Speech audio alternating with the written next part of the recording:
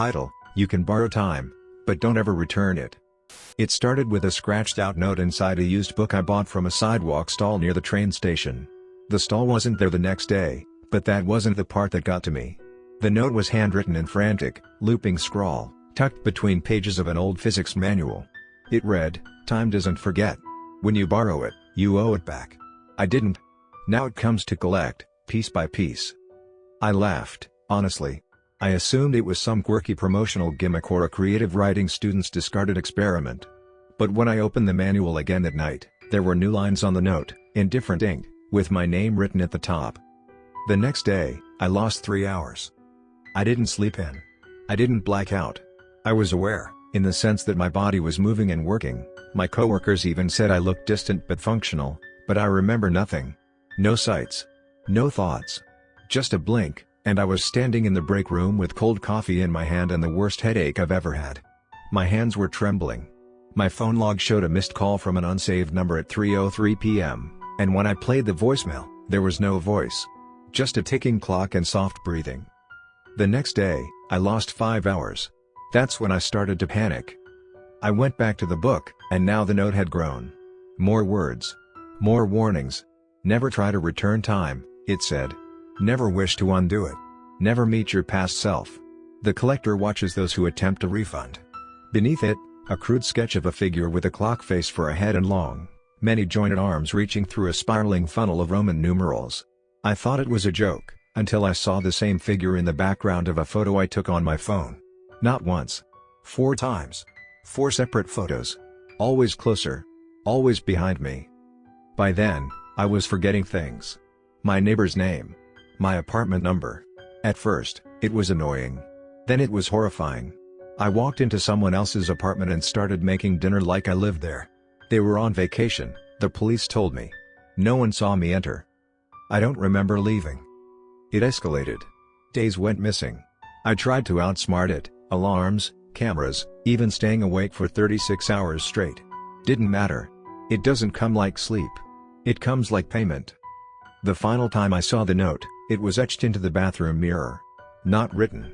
Etched. You owe 12 hours. We collect tonight. Do not fight. Fighting makes it linger.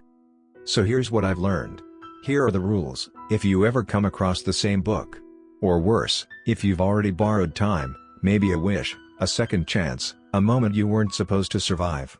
1. Never look into your own eyes in a mirror after midnight. It's not you anymore.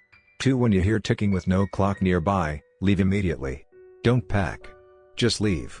3. Do not answer phone calls with no caller ID after 3 p.m. 4. When you see the collector, do not run. Running just extends the transaction. 5. If you've borrowed time, even a second, pay it back willingly. Or it will take more than just time. I'm writing this from a motel room 2 states away, unsure of what day it is. I haven't slept. I've tied my wrist to the chair to keep myself here. The light in the bathroom just flickered. The ticking has started again. I think I'm out of time. The moment I wrote that sentence, the ticking stopped. Not gradually, not like a clock winding down, but all at once, as if a string snapped in the walls of reality. The silence that followed wasn't comforting. It felt too silent, like I had been dropped into a vacuum where sound no longer existed. My heartbeat echoed in my skull like it didn't belong to me. Even the air felt different, heavier, like breathing through damp wool. I stood slowly, forgetting for a moment that I had tied myself to the chair. The rope cut into my skin as I moved, but I couldn't feel it. I couldn't feel anything. The motel room, cheap, yellow lit, water-stained, began to ripple around the edges. The wallpaper didn't move, exactly, it aged. Right before my eyes. Mold bloomed from the corners like ink and water. The ceiling sagged, cracked, groaned under pressure from something above that shouldn't have been walking on it. I heard no footsteps, but the pressure was there, like 1,000 eyes focusing through the ceiling, boring into the crown of my head. Then came the smell. Have you ever smelled something so old that it doesn't just hit your nose, but your soul? It was decay mixed with antique perfume, as if someone had tried to mask centuries of death with lavender and formaldehyde. The doorknob to the bathroom began to tremble. Not rattle, tremble, like it was afraid. The door creaked open half an inch, and the light inside flickered like a candle in the wind. I should have run then. I should have broken the chair, screamed, prayed, anything. But I couldn't. My legs were locked. Not by fear. Not by the rope. By presence. It stepped through the crack. The collector. It didn't walk out. It phased. Like a glitch in a video, the space it occupied distorted, first nothing, then everything. Its clock face head ticked wildly in reverse, hands spinning counterclockwise until they blurred into invisibility. Where its eyes should have been, there were pits of glowing, shifting light, not white, not fire. Something deeper. Something cold. It had no mouth, but I heard it speak, in my voice. Return accepted. The room shattered. Not the walls, the moment. I felt my body split into versions of itself, peeling away like onion skin in every direction. One version screamed, bound to the chair. Another ran through the wall like it was paper. A third curled up on the floor, sobbing. I saw myself age. To age. Burn. Drown. Get swallowed into a black hallway with no end. I felt it all. Simultaneously. And in the center of every version of me, the collector stood, arms reaching, ticking faster, faster, faster, until it wasn't ticking anymore. It was grinding. Metal tearing through meat. Time tearing through self. Then, silence again. I was back in the chair. The clock on the wall read 11:58. The rope was gone. The door was closed. The room was whole again, clean. It smelled like lemon and bleach. For a heartbeat, I thought I imagined it all. Until I saw the mirror. Etched into the surface, right above my reflection's head, were 5 words in backward script. You gave too little back. I ran. I made it to the parking lot barefoot, clutching my phone and wallet, still wearing my sleep shirt soaked with sweat. But as I drove, as the miles ticked past, I realized something was wrong. The sky was wrong. It never got brighter. The sun never rose. It's always twilight now. Always just before dark. The highway loops no matter which way I go. Gas stations appear and vanish. People smile too wide. No one has eyes. And the ticking is in the engine now. I borrowed time. I borrowed it when I was 10 and wished I hadn't fallen from that tree and broken my arm. I borrowed it again when I begged for 5 more minutes on the operating table. I didn't know. I didn't know it counted. But it does. And now, it's collecting everything I ever had. 1 minute at a time. The first time I lost a minute, I thought it was just stress. A blink too long at a red light, a phone call that seemed shorter than it should have been. But then the gaps got wider. I'd park in front of a grocery store, and by the time I stepped through the sliding doors, the moon would be high overhead. A man in the cereal aisle asked if I was okay, said I'd been staring at a box of Frosted Flakes for 23 minutes, unmoving. I laughed it off, even as a tremble set into my hands like a cold that wouldn't leave. It wasn't long before I stopped seeing reflections.